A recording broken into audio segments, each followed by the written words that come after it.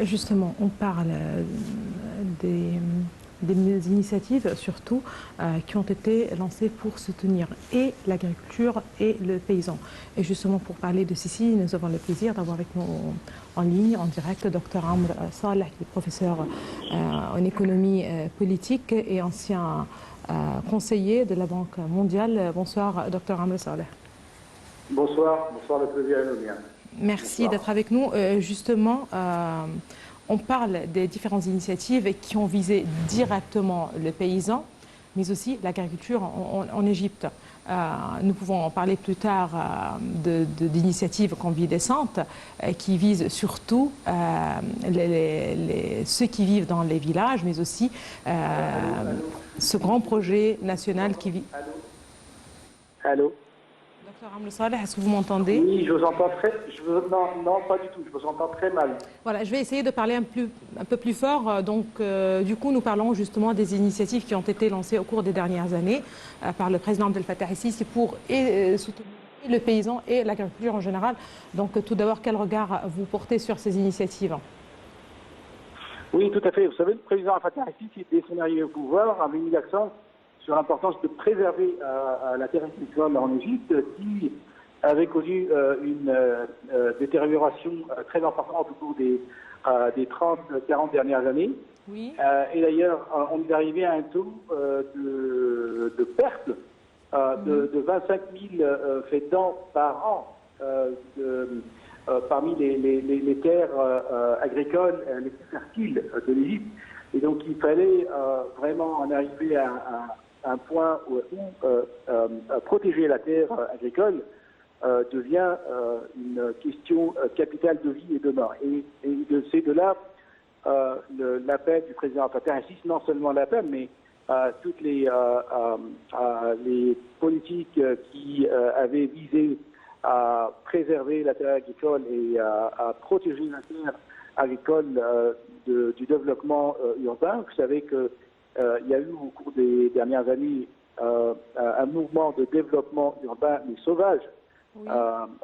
Dans les pays, dans les terres agricoles, ce qu'on appelle les terres noires, qui avait coûté beaucoup à l'Égypte. Et donc, avec cette nouvelle politique, avec l'arrivée du président Fattah el-Sisi, et une demande du président de préserver la terre agricole, et puis aussi, c'était pas une question seulement de préserver, mais c'était aussi une question de trouver des alternatives, car vous savez que les terres agricoles qui se trouvent notamment au delta ou en Haute-Égypte sont rares et il existe une demande énorme de la population avec l'augmentation de la population et donc c'était légitime et logique que les gens aient besoin de logements et de construire dans les villages, dans les villes et les anciens villages. Mais donc, avec tout ce développement urbain moderne que l'Égypte avait entrepris dans les nouvelles agglomérations, surtout dans les nouvelles agglomérations et dans les villes nouvelles. Et je vous rappelle que le président Fattah el-Sisi avait demandé au gouvernement de construire des villes, ce qu'on appelle des villes satellites, qui côtoient les villes anciennes, comme par exemple la nouvelle Mansoura, la nouvelle Minya, et toutes ces villes qui font en sorte que les gens arrêtent de la destruction de la terre agricole et de construire des nouvelles agglomérations dans le désert, au lieu de construire des villes et des villages sur les terres agricoles. Donc il y a eu un shift qui a été très important au cours des 5-6 dernières années. Vous savez qu'il y a eu une résistance importante d'une partie de la population, mais avec le temps et avec aussi ce qu'on appelle le gouvernement a beaucoup joué sur un changement de culture et un changement de mentalité qui a fait en sorte, avec aussi, et ça c'est très important, ce que j'appelle la nouvelle politique d'urbanisation, et avec aussi une nouvelle vision de l'urbanisation qui serait loin des terres agricoles. Je crois que c'est un shift qui a été très important, c'est un tournant qui a été très important dans la protection de la terre agricole en Égypte et aussi dans la protection des projets agricoles égyptiens au cours des 6 et 7 dernières années. Très bien. Docteur Amle, vous avez rappelé un point très important, à savoir justement ce développement urbain. Le pays s'est engagé justement à construire de nouvelles villes. Vous avez donné l'exemple de quelques villes, donc ceci rentre dans le cadre des méga projets nationaux lancés par le pays au cours des dernières années. Tout de même, un intérêt très particulier est accordé et aux paysans et à tous ceux qui vivent dans les villages égyptiens. Et là, on peut parler parallèlement de la transformation du monde rural qui s'est avérée une priorité aussi des autorités égyptiennes qui se sont engagées, ou du pays en fait, du gouvernement, et qui s'est engagé à améliorer le quotidien de ces paysans, leur quotidien, leur qualité de vie, mais aussi les services qui sont offerts. Ça peut aussi les aider, les inciter justement à ne pas quitter les villages, à s'investir sur place et ne pas se diriger vers les villes. Tout à fait. Vous avez cité ce programme de restructuration des villages.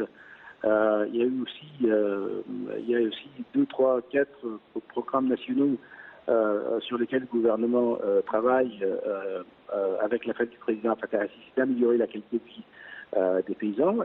Il y a aussi le programme qui vise les villages les plus pauvres et les plus défavorisés. Il y a aussi le programme qui vise à restructurer la qualité de vie des paysans et des villes, des villages agricoles, des terres agricoles. Aussi avec, et ça c'est très important, ce programme, à mon avis, est un programme complet, multifacette, avec un côté culturel, un côté économique, un côté politique, mais aussi un côté technique qui vise à améliorer la qualité de la production des terres agricoles et des villages, dans anciens villages, et ce qu'on appelle la terre noire. Mais aussi, faut peut-être aussi mettre l'accent sur les projets du gouvernement qui visent à bonifier les terres et les nouvelles terres. Vous savez aussi le projet de 1,5 milliard de fétans, millions de fétans par exemple, ce qui est un programme énorme qui vise à attirer aussi la main-d'œuvre qui existe dans les anciens villages et attirer cette main-d'œuvre car il existe un taux de chômage important dans des villages dû à la décroissance et à la diminution de la production agricole, mais aussi aux activités agricoles. Et donc, il existe aussi ce projet, ce programme qui est un programme national qui vise aussi à alléger le poids et le fardeau social et démographique dont souffrent les terres agricoles dans les anciennes villes et villages égyptiennes. Donc je crois qu'il y a un double avantage. Il y a un double programme. Le gouvernement vise à alléger le fardeau et à augmenter l'efficacité de la production des terres agricoles, mais aussi à alléger le fardeau qui existe dans les anciens villages à travers la bonification de nouvelles terres, nouvelles régions. Et ça, c'est très important car ça attire des investissements non seulement égyptiens, mais aussi des investissements étrangers. Vous savez dans la région de Marioteia ou dans le Sinaï, ou en Haute-Égypte, Toshka par exemple, vous avez toutes ces régions auxquelles le gouvernement a accordé énormément d'importance au cours des dernières années en vue d'attirer, et ça c'est très important, d'attirer une main-d'œuvre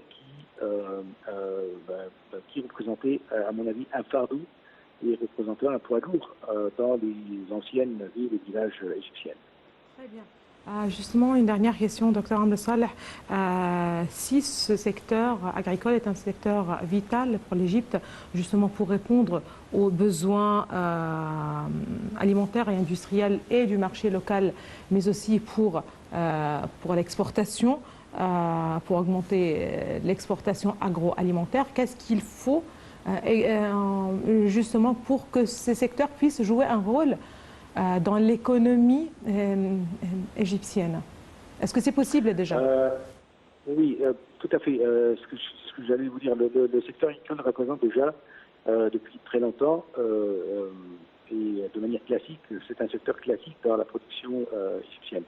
Dans le produit national égyptien, vu que l'Égypte a été toujours connu comme un pays agricole. Et donc ce secteur, depuis très longtemps, joue un rôle important. Le but du jeu actuellement n'est pas d'augmenter la production de ce secteur, mais d'augmenter la qualité de production de ce secteur. Et donc on faire en sorte que ce secteur soit associé à une production alimentaire, à toute une série de productions et d'industrie alimentaire. Et c'est ce qui est plus important, car si vous voulez, ça ajoute une valeur ajoutée à la production agricole. Car il est plus intéressant et ça c'est un point très important quand le président Fattah al-Sisi depuis son arrivée, met l'accent sur la valeur ajoutée des ressources qui existent en Égypte, et non seulement de la production. Et donc c'est important d'avoir une production agricole, mais plus intéressant d'avoir une industrie agroalimentaire, d'où l'importance que le gouvernement accorde à ces secteurs, à ces industries au cours des dernières années pour augmenter la valeur ajoutée de la production agricole dans le PNB national. Très bien. Merci beaucoup à vous, Dr Amr Saleh. Vous êtes professeur en économie politique. Merci beaucoup à vous. Vous êtes aussi ancien conseiller de la Banque mondiale. Merci beaucoup de vos précisions. Là, madame, monsieur, comme on vient justement de le dire à Dr Amr Saleh, il s'agit justement de toute une vision pour booster, pour donner ce secteur vital pour l'Égypte. Dans ce contexte, nous pouvons rappeler que la transformation du monde rural était une priorité et reste en fait une priorité du gouvernement égyptien qui s'est engagé à améliorer la qualité de vie et le bien-être des habitants des villages égyptiens dans le cadre justement de l'initiative présidentielle Vie décente, avec un budget de 515 milliards de livres égyptiennes et la participation de 14 ministères. Le projet national de développement rural a pour objectif de changer le visage de plus de 4000 villages, changer complètement le visage de ces villes. On parle d'un très grand nombre, à savoir à plus de 4000 villages égyptiens, l'installation de services de base et surtout l'autonomisation des habités de ces milieux qui sont au rendez-vous. Tout de suite les détails.